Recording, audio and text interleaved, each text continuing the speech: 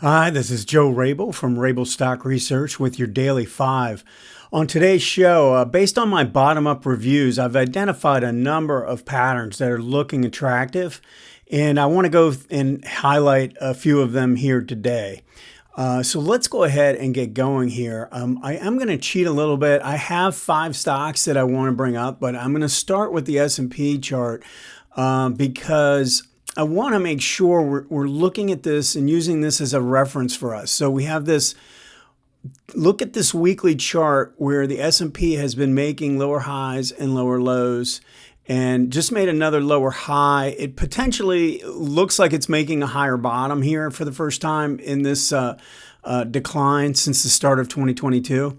But I don't even want to focus on that too much. What I want to do is I want you to understand that what I'm trying to find are stocks that are being resilient during this decline. So instead of stocks maybe that are breaking out and going crazy to the upside, which is really what relative strength would show us, I want to look for stocks that might be making a pattern of higher bottoms. They might not be breaking out yet, but they're making some form of higher lows, even if it's just recently by bucking the most recent low, or they might have made a new low, but then their dynamics of their rally to the upside is what I'm trying to find. And I think this is the approach you want to use in a bear market. I mean, we still are, I would say you have to classify this as a bear market. We still have some risk because we're below a declining 18-month. We're right at the trend line. Everyone's drawn this trend line in. I'm sure you've seen it 100 times. So, you know, we're hitting it again. And the question is, are we going to break through that? But even if we do, we probably have some resistance up around 4,100 to 4,200 based on this declining 18-month line. So the question becomes, you know, how do you handle that if the market looks sort of questionable here? Well, what I would suggest, and based on my weekly reviews of the individual stocks, like I say, on bottom up, I look at thousands of charts. To me, it looks like there's a lot of improvement underneath. Remember, these indexes are really being affected by these mega cap stocks, which do not look good right now. They're not trading well. Maybe they're making some kind of a short-term low because they've gotten overdone on the downside. But in terms of the overall price structure, they don't look all that great, and they've hurt the look of the major indexes. So if we start to look under the hood and see what stocks are looking attractive, we want to focus in on the ones, again, that are being resilient. So I'm going to look at the relative strength. I'm going to look at the price action. So let's go ahead and get going with the daily 5. So ARCO. Now, what I want to make sure you understand is that this made a low in late 2021, okay? The market peaked here and started making lower highs and lower lows. You see what I mean?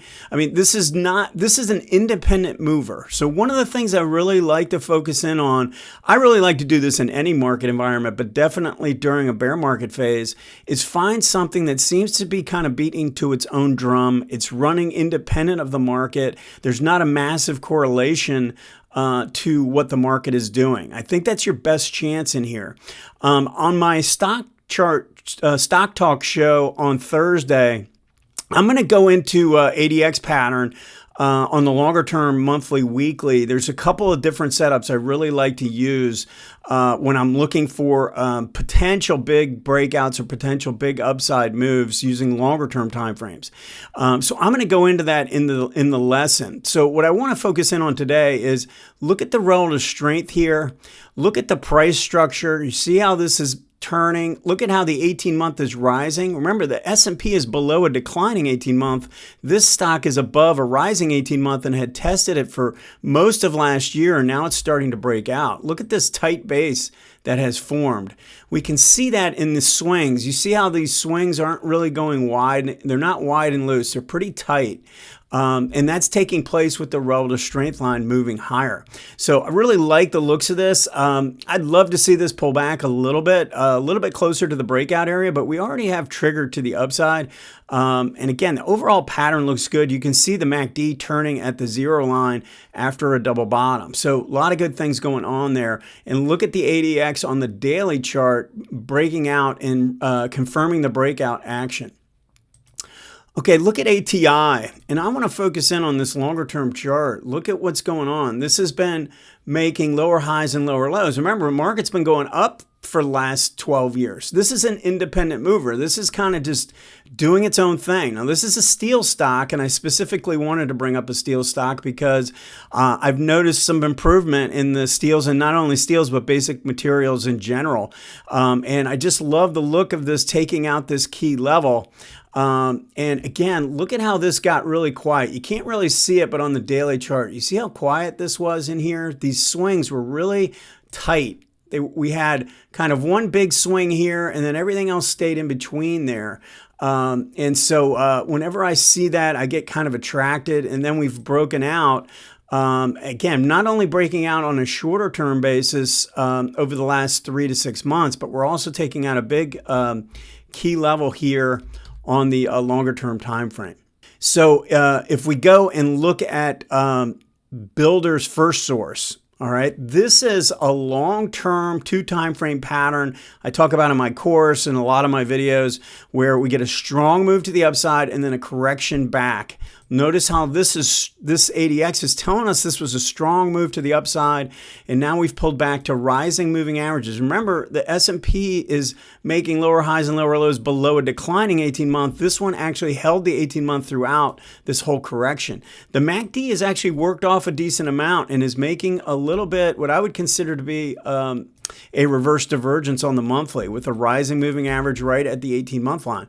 Now look at what's going on the weekly chart. We had a pattern that made a low in July. All right, market made another new low here, and this made a higher bottom and then has started to tick up to the upside. And we've got a low ADX condition, so we're looking for a breakout. One of the key things I think on this one is I really want to see this take out this level here, right around 75, to kind of ensure that we're breaking out of this low ADX condition and getting things going. But relative strength is showing a good pattern. And again, we made a higher low rather than a lower low, and I find that to be something we want to be on the lookout for. Now, most of the other stocks that I'm showing are more mid or small cap stocks. This one is probably one of the bigger names, but it is running independent. If you go and look at IBM and the computer services, they're running independent of the market, and they're certainly running independent of tech. Look at this low ADX pattern that has developed here on the weekly chart. I love that. Look at how the relative strength line's hitting a new high. Right now, so this one actually did make a new low, but it's already made a new high, pulled back, and now making another higher high. So this is the kind of pattern where we're getting a reversal that's showing a lot of strength recently, and you can see that in the momentum conditions. Look at something like Genworth. So look at the monthly chart on this first, and I love to look for stocks with a sideways line. You see how this has been essentially fighting to get through $5 for all the way back to 2016, just keeps bouncing and hitting its head on it and failing to get through. And now we're poking our head through, and it's got a pretty quiet look to it. Look at what you can really see it on the weekly with the swings on it. So here's a swing top and here's a swing bottom. You can see the zigzag here, right? You see that one leg?